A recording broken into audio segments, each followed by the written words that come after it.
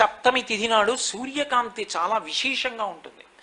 అటువంటి సప్తమి తిథి నాడు రథసప్తమి వచ్చినప్పుడు ఆ జిల్లేడాకులు రేగుపళ్ళు తల మీద పెట్టుకుని నమస్కారం చేసి సూర్యుడికి స్నానం చేస్తారు. ఎందుకు అంటే సూర్యబింబంలో ఉండేటటువంటి ప్రాణశక్తిని పుచ్చుకుని జిల్లేడాకు ఇక్కడ ఉండేటటువంటి గోరువెచ్చటి ఆ బ్రహ్మస్థానము నుండి ఆ లోపలికి ప్రసారం చేస్తుంది. దానివల్ల ఎదర వచ్చేటటువంటి విశేషమైనటువంటి వేడిని తట్టుకోవడానికి కావలసిన శక్తి వస్తుంది. రేగుపండుకి ఓ లక్షణం ఉంది, పీడ తీస్తుంది అది. అందుకే పిల్లలకి భోగి పండగ నాడు చిల్లర పైసలతో కలిపి రేగుపళ్ళు పోస్తారు.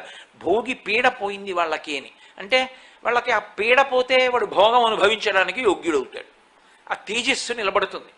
ఈ లోకాన్నంతటినీ చెక్కేవాడు ఎవరంటే సూర్యనారాయణమూర్తి.